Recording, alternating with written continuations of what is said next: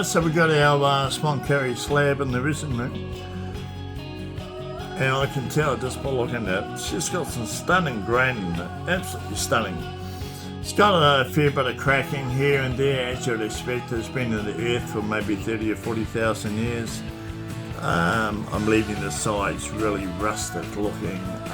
I've given it the edges a quick sand and round over, and then once this has got a few coats of resin on it, then I'll go over the edges again and just really define the edges a lot more. With all the cracking, yeah, some people fill it up with, you can fill it up with black or different colours.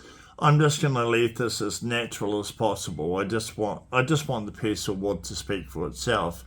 I've left the top a little bit scarred in places, and that's the look that I'm going for.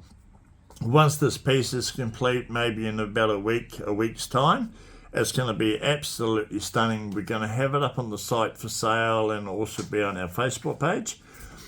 And then you guys can choose what sort of legs that you want for it, whether you want to go for a steel frame or whether you want an artistic piece that I can create for you out of Swamp Kauri root, which personally I'd highly recommend. Let's just go for something really funky, really artistic and natural, using natural Swamp Kauri root. Or you could go for perspex so it looks like it's floating. I kind of like the perspex look as well. That's using 25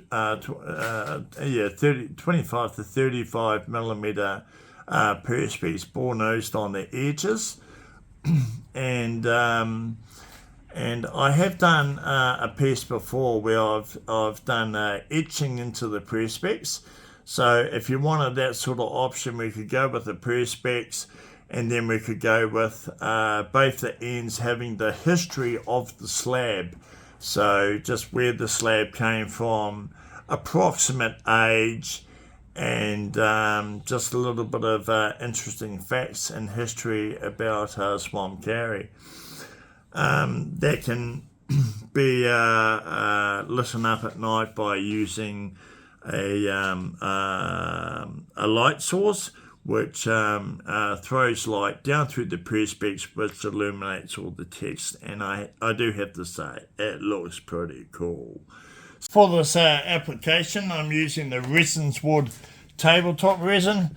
No fancy names or any of that other carry on here, guys. I mean, like everyone goes for, calling their stuff crystal clear, or you've got Liquid Glass company that we promote as well, but this is our own product. It's very, very good. It's been tested for a long time.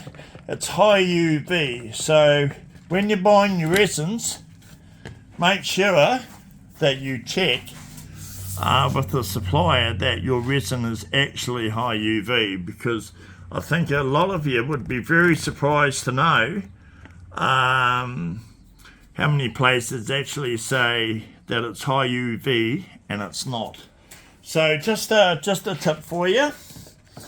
I'm not going naming any places or anything else, but I'm just saying, just be wary. I mean, like, you spend a lot of money on this stuff. Now, our epoxy resins, the Resinzwood brand, is yes, more expensive than the other products that we sell and that we market, and the reason for that is the quality is the best, it's the highest. You're never going to find anything better than this. Let's put it here for the time being.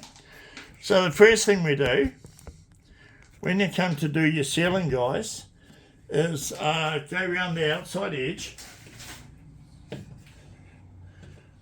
And one thing you really want to do here is you want to use a separate container. You want to use a separate container from the stuff, the resin you're going to be putting on top, because you're going to get lots of dust and bits and pieces in your brush.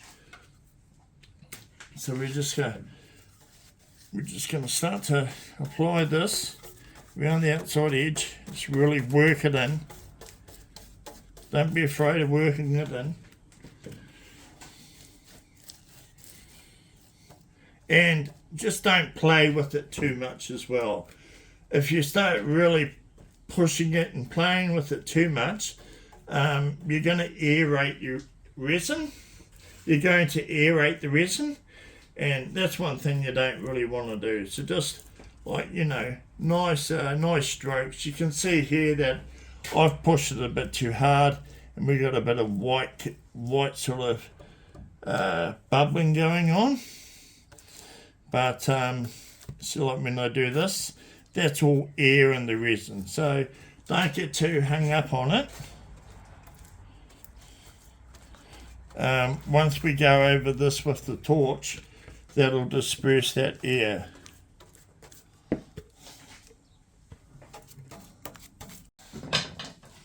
And just watch this darling come to life.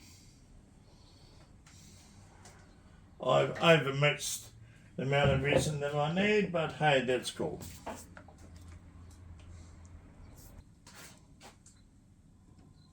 I'm going to actually put this on quite thick, because I know that this wood is not going to give me any grief.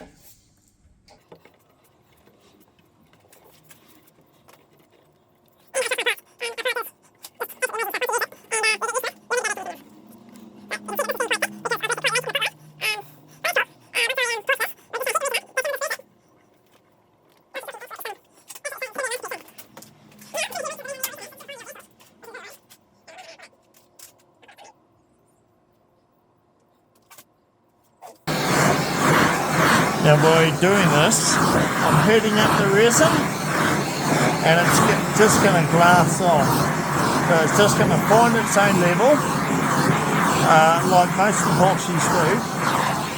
But our stuff is next level, it really is. As you can see already, oh my God, isn't she stunning? She's absolutely stunning.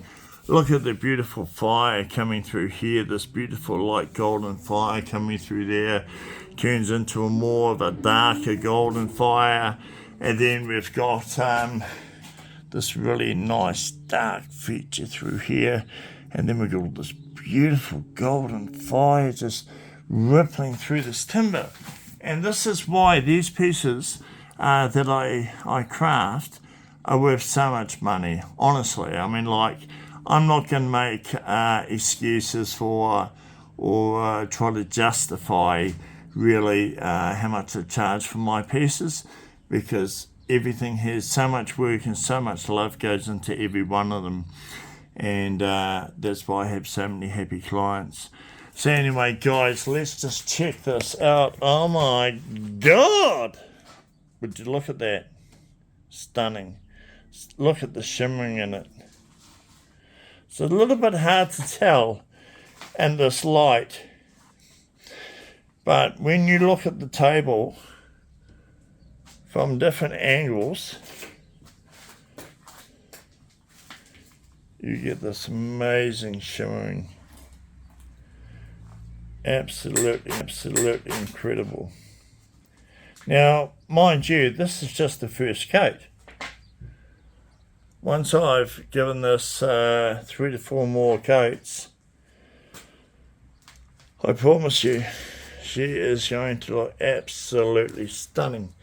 Now, I've left imperfections in here, like, you know, people say that borer and that sort of thing is your worst enemy, and or bugs that sort of eat a few little holes in the table, and I totally disagree.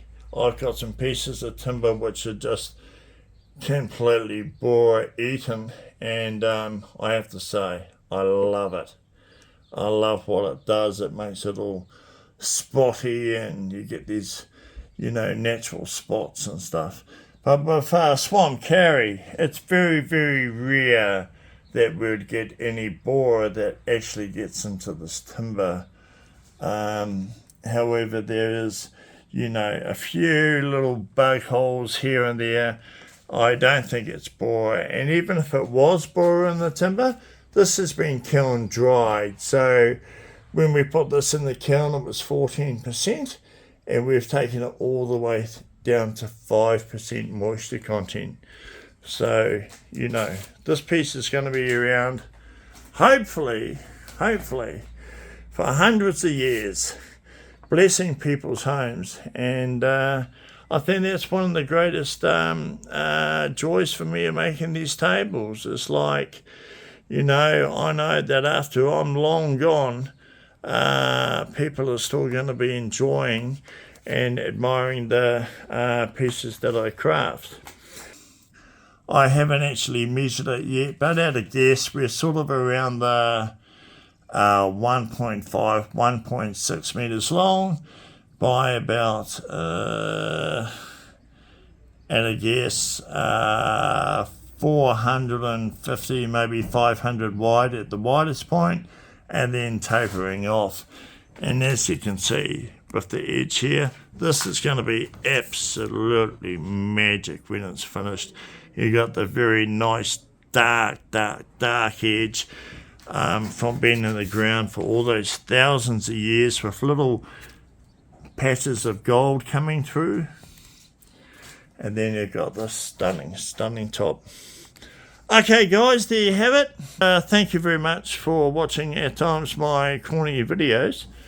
I hope you enjoy them, and please go through to our YouTube channel, like, share and subscribe, as well as invite all your friends to come on to the Facebook page.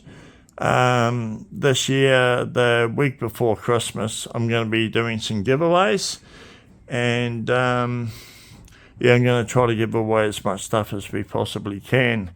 So thank you for your loyal following, and yeah, take it easy. Oh yeah.